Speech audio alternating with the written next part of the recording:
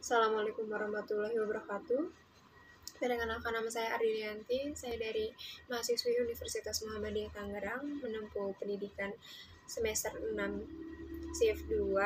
Kali ini saya akan memberikan sedikit materi tentang skala pengukuran yang berada pada mata kuliah metodologi penelitian. Skala pengukuran yaitu pengumpulan data nominal, ordinal, interval, dan rasio menurut Ridwan 2019.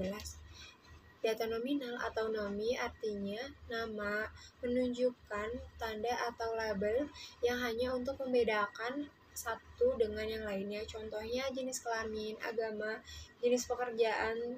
Ini dipakai untuk menghitung, yaitu banyaknya pria, banyaknya yang hadir, dan sebagainya. Maka angka dinyatakan sebagai frekuensi, memiliki ciri hasil hitungan, tidak ada pecahan, tidak memiliki nol mutlak, tidak ada ukuran baku, tidak ada urutan atau ranking. Jadi angka tertera hanya tanda atau label.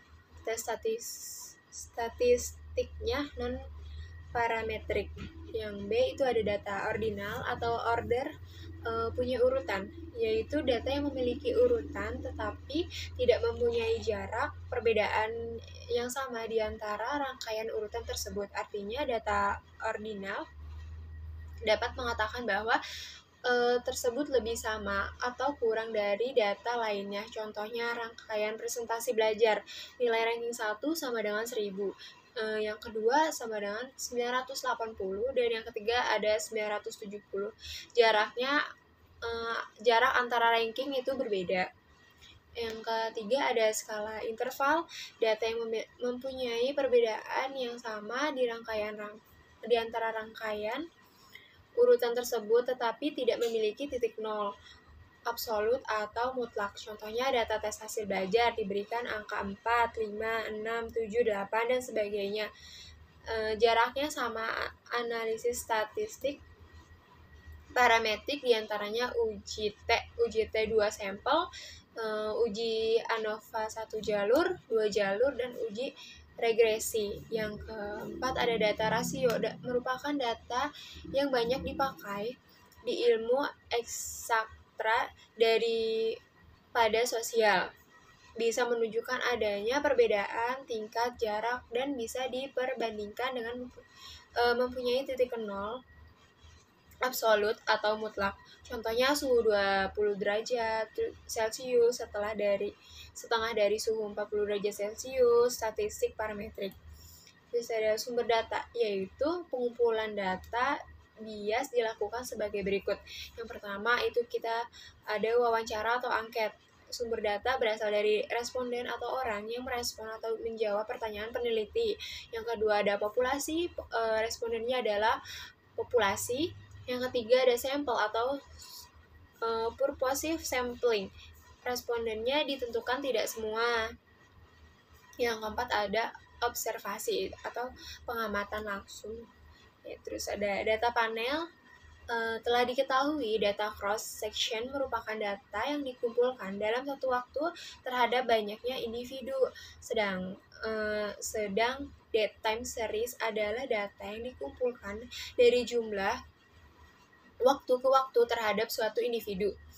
Data panel dikumpulkan dari data gabungan cross section dan time series. Yang itu ada data outlier, adalah kasus atau data yang memiliki karakteristik unik yang terlihat sangat berbeda jauh dari observasi lainnya dan muncul dalam bentuk nilai ekstrim baik untuk sebuah variabel tunggal atau variabel kombinasi. Ada penyebab timbulnya data outlier. Yang pertama ada kesalahan dalam mengentry data, yang kedua ada agar menspesifikasi adanya missing value dalam program komputer. Yang ketiga ada outlier bukan merupakan anggota populasi yang kita ambil sebagai sampel, tetapi distribusi dari variabel dalam populasi tersebut memiliki nilai ekstrim dan tidak terdistribusi secara normal.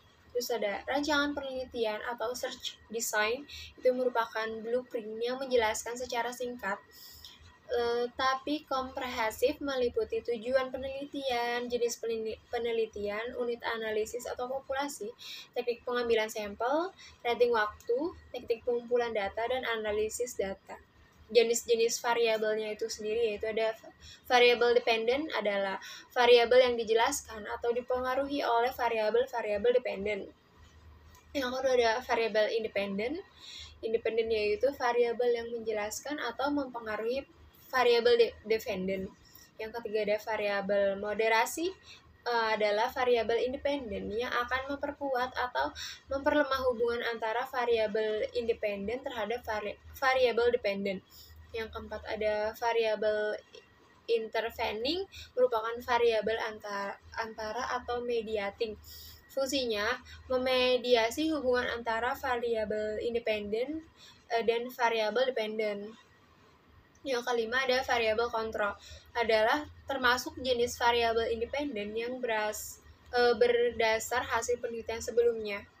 Terbukti mempengaruhi variabel dependen. Variabel kontrol didefinisikan sebagai variabel yang dikendalikan atau dibuat konstan sehingga mempengaruhi variabel independen terhadap dependen, tidak dipengaruhi faktor lain, yaitu tidak diteliti.